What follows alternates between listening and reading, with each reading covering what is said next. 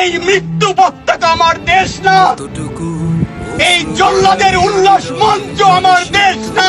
অগস্টের আগে জুলাইতে এমন করে শোক পালন করতে হবে আমরা কেউ ভাবিনি। আমরা আমাদের সন্তানদের রক্ষা করার জন্য এসেছি, কারো বাপের প্রয়োজনে আমরা এখানে আসিনি। সাইদের হাতে অস্ত্র ছিল, অবশ্যই ছিল। আমি কি অন্ধ মানুষ?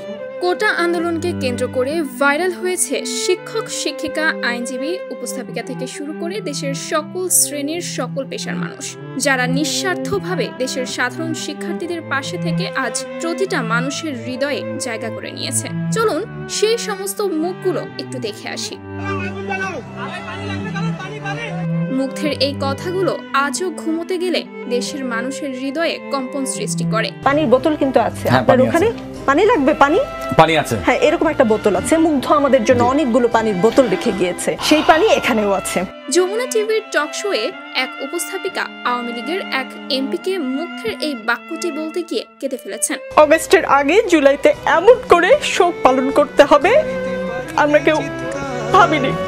আমি চিৎকার করে কাঁদিতে চাহিয়া করিতে পারিনি চিৎকার।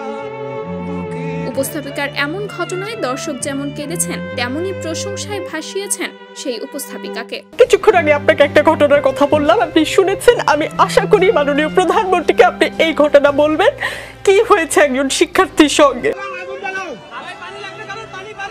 যে শিক্ষক, বুদ্ধিজীবী, কবি ও কেরানি প্রকাশ্য পথে এই হত্যার প্রতিশোধ চায় না, আমি তাকে ঘৃণা করি।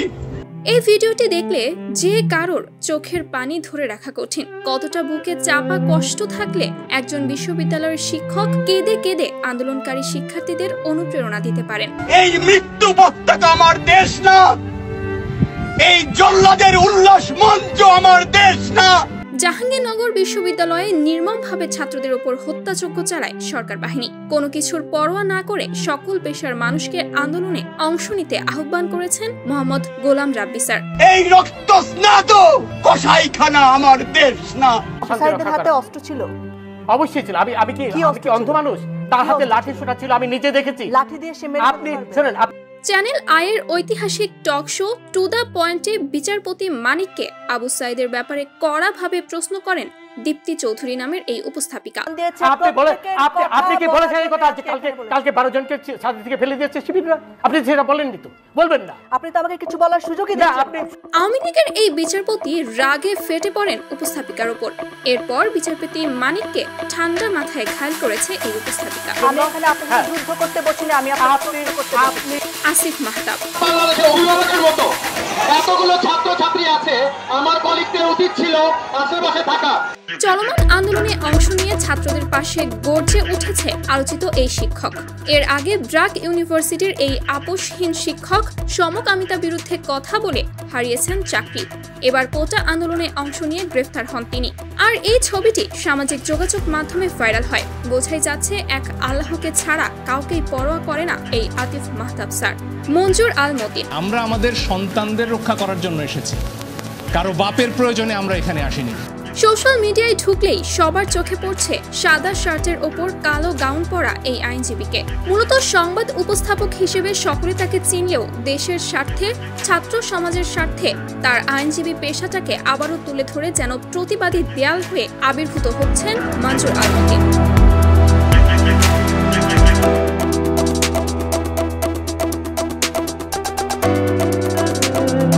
আসিফ নজরুল। একটা ছেলের লাশ একটা সাদোয়া গান থেকে ফেলে আমার মনে হয়েছে এটা কি গাজা স্ট্রিপ, আপনারা কি ইসরায়েলি বাহিনী? ঢাকা বিশ্ববিদ্যালয়ের আইন বিভাগের এই শিক্ষক আগের থেকে আলোচিত। এবার কোটা আন্দোলনকারী শিক্ষার্থীদের হয়ে সব ধরনের সহযোগিতা করে যাচ্ছেন এই মহান শিক্ষক। আমি সরকারকে ওয়ার্ন করছি, খুব দ্রুত এই গণ আন্দোলন সরকার পতনের আন্দোলনে পরিণত হবে। শিক্ষার্থীদের ঢাল হয়ে আন্দোলন চালিয়ে যাচ্ছেন আমাদের আসিফ নজরুল স্যার। ছাত্রদের আন্দোলনে অংশ নিতে পিছিয়ে নেই আলোচিত এই মহিউদ্দিন রনি। এখন স্পষ্ট বর্ডারলাইন, খুবই স্পষ্ট। ন্যায় নাকি অন্যায়, মজলুম নাকি জুলুমবাজ, লাল নাকি কালো। সর্বপ্রথম একাই রেলের দুর্নীতি বিরুদ্ধে প্রতিবাদী হয়ে ওঠেন ঢাবির এই শিক্ষার্থী। এবার কোটা আন্দোলনে সেই প্রতিবাদী বর্জ্য কণ্ঠ যেন শোষণের বিরুদ্ধে শতগুণ বিদ্রোহী হয়ে উঠেছে। ভিউয়ার্স, এই ছিল আমাদের আজকের ভিডিও। কেমন লাগলো সেটা অবশ্যই